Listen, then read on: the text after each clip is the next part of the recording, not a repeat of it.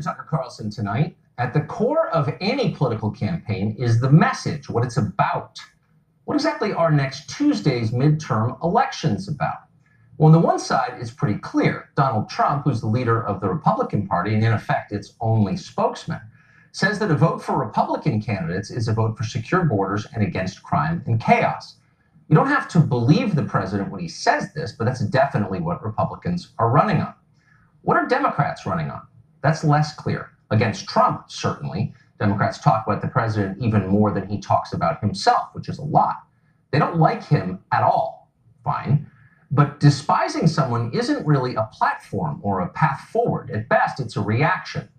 What are the ideas that unite the Democratic Party right now? Well, for the answer to that, we go to the other cable stations, which over the past couple of years have come to function much as the DNC used to function, as the Democratic Party's brain trust and mouthpiece. If you want to know what Democrats are thinking, watch CNN and MSNBC. Last night was especially instructive. Here are two contributors to MSNBC. One writes for the New York Times, the other is a professor at Princeton, which is an Ivy League college in New Jersey. Both have impressive credentials. Both are considered deep thinkers by most of the other people in this country who think of themselves as intellectuals. Watch as they explain what they've learned since the 2016 election. What I did wrong in 2016 is I overestimated white people. I didn't think white people would put him in office. I'm not willing to let white voters off the hook. I think that they, like the rest of us, should be treated as adults. And I think that there are a large number, I would say a majority of white Americans in this country who are not just Democrats, but who are people of conscience, who are good Americans. And I believe that they need to move from saying, well, I don't like his tweets, but, you know, the economy's doing okay. I mean, they need to move from there to reality, which is that we have a white nationalist president who's a threat to American democracy. Now, there was a time, not so long ago, just a few years ago, really, when language like this was considered textbook race hatred, even by liberal Democrats. You weren't allowed to blame entire races of people for anything. You weren't even supposed to think of your fellow Americans primarily in terms of their race, and skin color is one thing that nobody can control. To paraphrase a longtime liberal hero whose ideas are now ignored, what matters is the content of a person's character, but not anymore. Now, the opposite is true. Identity is everything. Here's CNN's Don Lemon on Monday night. So we have to stop demonizing people and realize the biggest terror threat in this country is white men, most of them radicalized to the right. And we have to start doing something about them. There is no travel ban on them. There is no ban on, they have the Muslim ban. There is no white guy ban. So what do we do about that? We have to start doing something about them, these people of a certain skin color. That's what Don Lemon said. Now, before you get too outraged about that and stop watching his show every night, keep in mind that Don Lemon is a cable news host. He's on television 5 hours a week live. He's bound to say something indefensible once in a while. They all do. We can actually vouch for that, having done it ourselves, unfortunately.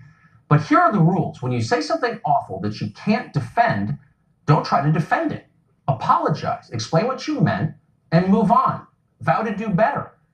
That's a rule for life, not just television news. We all learned it as kids. On the left, though, it no longer applies. Here's what Don Lemon said last night about his remarks on Monday. I said that the biggest terror threat in this country comes from radicals on the far right, primarily white men. That angered some people. Their analysis shows that for every 8 deadly attacks by right-wing extremists, there were 1 by left-wing extremists. Those are the facts. So people who were angered about what I said are missing the entire point. We don't need to worry about people who are thousands of miles away. The biggest threats are homegrown. If you didn't like what I said, that's your problem. You'll notice the lack of contrition. When Don Lemon said, we have to start doing something about Americans of a certain skin color, turns out it wasn't a mistake. He meant that. He didn't apologize because nobody in his world asked him to. They're all saying pretty much the same thing. This is now a common view in the Democratic Party. It's one of the things they're running on. Now, lots of Americans won't like that message, obviously, but Democrats are not concerned about that. They no longer care what those Americans think. They've given up on trying to represent them. And that's why they fight harder to defend birthright citizenship for foreigners than they ever fought to protect American citizens from heroin or plunging middle-class wages or privacy-destroying tech monopolies. They know who their constituency is. That also explains their sudden sympathy for lawbreakers over everyone else. You already know about the Democrats' demand that America ignore its own immigration laws, but it's gone far beyond that. Elizabeth Warren, who's a senator from Massachusetts and is running for president in 2020, has condemned our entire criminal justice system as irredeemably racist. Meanwhile, the Hollywood Senate candidate Beto O'Rourke agrees with that. He's called our justice system, quote, the new Jim Crow. He accused cops of shooting people based on their skin color. Now, he offered no evidence that cops do shoot people just based on their skin color. He didn't need to because he just knows it's true. Meanwhile, Democratic cities around the country have decided that laws against crimes like shoplifting and public urination and others can no longer be enforced because that would be racist. Now, the result of all of this is inevitable. It's always the same everywhere. More crime. And you're already seeing that in many places. Turns out the victims are not cloistered rich people like Beto O'Rourke. They're normal people of all races. Crime hurts everyone, but it tends to hurt the poor the most. If that's occurred to Democrats, they haven't mentioned it. They're feeling good about themselves right now. They know they're likely to win back the House on Tuesday, and they're feeling vindicated, more self-righteous than ever. We searched long and hard today for a piece of tape that could sum up the Democratic worldview right now. And we found this. It was shot by a network cameraman covering the president's trip to the Tree of Life Synagogue in Pittsburgh this week. The protester screaming at the president happens to be a Presbyterian minister. Watch. It's not about you!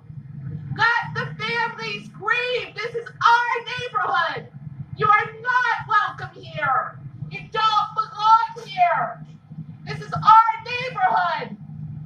We welcome everybody here! You're not welcome here. We welcome everybody. Well, that's pretty much the whole Democratic message right there.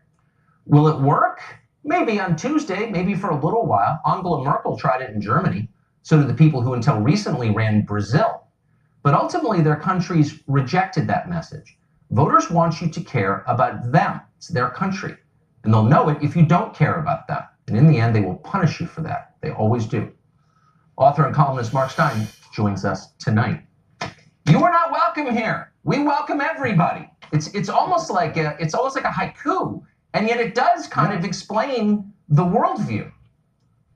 Yes, and they're not aware of the contradiction. You said that these guys despise Trump, and that's true. But what they don't seem to realize is that despising Trump elides very quickly into despising tens of millions of your fellow Americans. Exactly. And I think people understand that that actually isn't the kind of country they want to move into. What a lot of these people seem to enjoy is the frisson of civil war on the cheap, as it were. In other words, you can divide yourself into warring tribes without actually having war, without actually torching and burning each other's villages. And they get a kick out of it. It's a sign of decadence, because normal politics, which are boring policy differences and not terribly exciting, are insufficient to them these days. So they want to have this kind of frisson that they're somehow living some epic primal life by yelling at the president from the streets in what is supposed to be some kind of dignified remembrance of 11 dead people. She should be ashamed of herself, that woman. But she's not, and I think the senior warden at her church basically blamed everybody else but her. But I wonder if this kind of politics works. I mean, look, I don't think there's anything wrong with not liking a politician, even despising a politician. I've certainly felt that way. But when you say out loud that you hate his voters and you hate, almost half the country, and you prefer people from other countries, in the end, I don't think that works as a political message, does it? No, I think that's how Trump became president, because there were tens of millions of just ordinary people who would switch on the TV during 2015 and they would see people not talking about anything that matters to them. Democrats were talking about fashionable niche constituencies that ordinary, boring white people in towns where the mills and factories had closed had barely heard of. And they couldn't understand why barely detectable demographics, like fine with gays, fine with transgenders, then we get to intersexuals. Most people have never even met an intersexual, questioning. They don't know what it is. They don't understand why these people matter, and tens of millions of ordinary Americans don't matter. They don't understand why foreigners who simply want to walk into your country have more rights than people who were born here and have been citizens of the United States all their life. That's how Trump came along.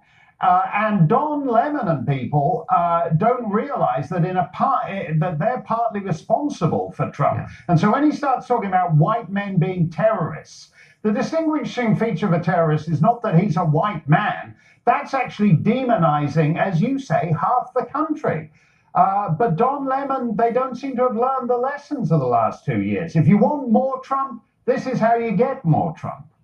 Voters want leaders to behave as parents do with a family. You love your children. You don't love your stepchildren more. And if your kids know that you hate them, they're going to punish you in the end, I think. Anyway, thank you very much, Mark Steyn. Very wise. Thanks a lot, Tucker. Thank you. Great to see you.